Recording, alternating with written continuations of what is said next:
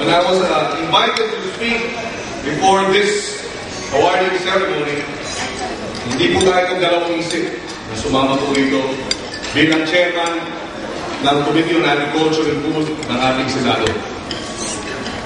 Aminin ko, ako ay isang abogado, I am a lawyer by profession, and knew very little about agriculture and fisheries when I took on the challenge of becoming its chairman in the Senate last 2010. I believe that as public officials, we need to move away from our comfort zones, learn many more things if we are to truly serve our people. Therefore, in the last 3 years, wala po tayong ginawa kung hindi umikot sa iba't ibang parte ng ating bansa, went around the country, studied agriculture, studied the problems and challenges of the agriculture and fisheries sector. And so when I was invited here, I saw the importance of this activity because we are putting the farmer as the center of the agriculture sector, which should be the case. We cannot secure our food unless we secure our farmers. And part of securing our farmers is to acknowledge their efforts. May pakilala, bigyan ng parangal ang ating mga magsasaka. Sana masama natin ang mga mangingisda para sa susunod 10 outstanding search and award for the outstanding farmers and fisher folk of the Philippines. Napakahalaga ng agrikultura sa ating bansa. Napakahalaga ng pagsasaka sa ating bansa. Ngunit hindi ito binibigyan ng karampatang kahalagahan marami ng taon. Today, the average farmer's age is 57 years old. Today, the average income of our farmer from farming, from his produce, is 23,000 pesos a year. There have been studies that show that 60% of the income of our rural folk, our farmers and fisher folk, comes from off-farm incomes. There is a crisis in our agriculture, in our farming, in our country.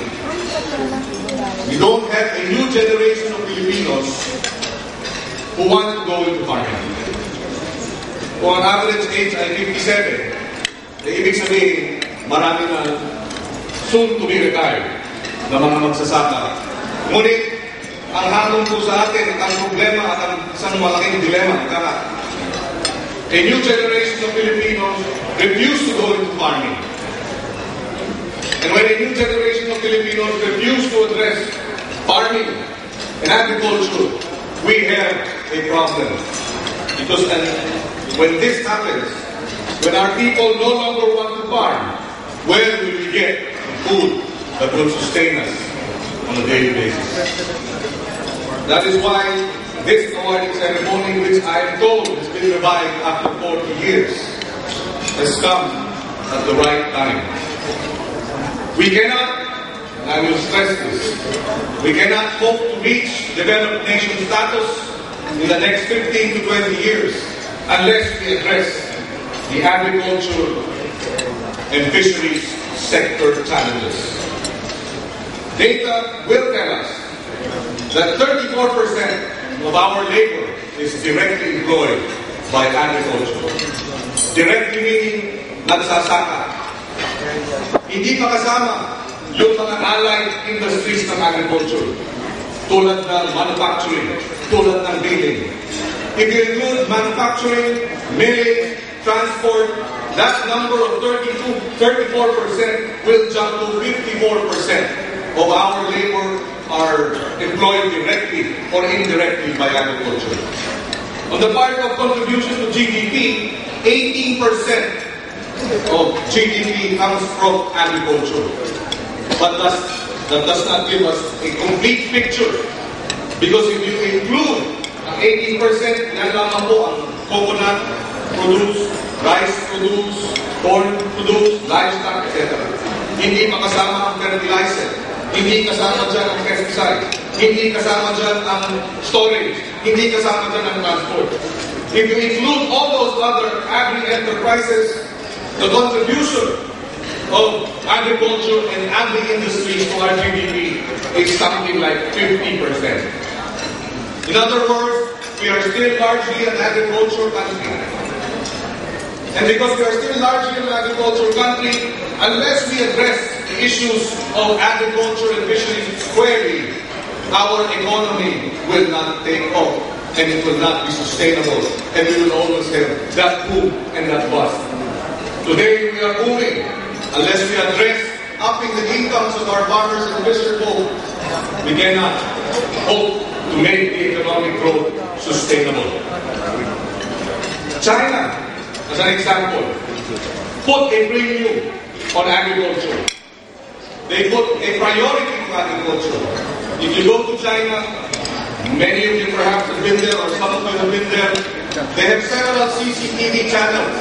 These are all government channels. One channel is dedicated to two concerns: national defense and agriculture. Magtataka kayo, bakit sinama yung national defense at agriculture? Because for them,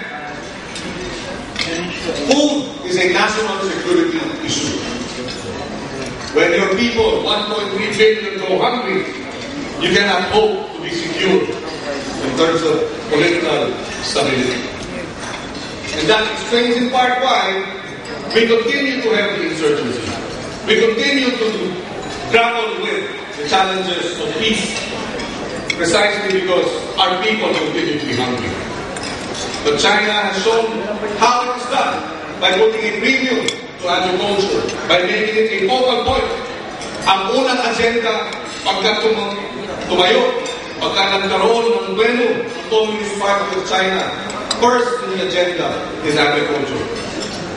In Thailand, the slogan in Thailand is that the farmer is the backbone of the nation. Sa Tagalog, ang magsasaka ang dulugod ng ating bansa. If the backbone is weak, it cannot stand. If a backbone is weak, you cannot hope to stand up. And that explains in part why we continue to lag behind. Our backbone continues to be weak. The point being that in these countries that are powerhouses in terms of agriculture, they put a premium to the farmer. In Thailand, for example, ang kanilang vision statement kasama po, maliwanag, in the next 8 to 10 years, we will up the income of our farmers from 44,000 baht to 55,000 baht per year. Ganun ka-specific. Kaya ako napakahalaga ng inyong programa. I congratulate you on this worldwide activity wherein you put a premium, the primacy of the farmer in our national life. I suppose part of it is our colonial past, wherein our colonial masters looked at farming and saw it as planting rice is never fun, bending in the morning until the end of the sun. And then they say, I have two hands, the left and the right. Hold them up high so clean and bright. Ibig sabihin, pag maputik yung kamay, hindi maganda. Ibig sabihin, if there is mud in your fingers, in your hands, it's not nice. But the mud in your fingers is what produces the food on our table. I remember my daughter, because she's a very good listener. And she told me, Daddy, the farmers are like our parents, our mothers and our fathers. And I asked her why. Because they're the ones who feed us. They're the ones who provide for the food that we need to eat. so that we can live. It made me think, how do we treat our parents? How do we treat those who feed us? Filipino is big on family. We respect our fathers and mothers. We love them. We love family. We don't bring them to old folks' homes. They stay with us.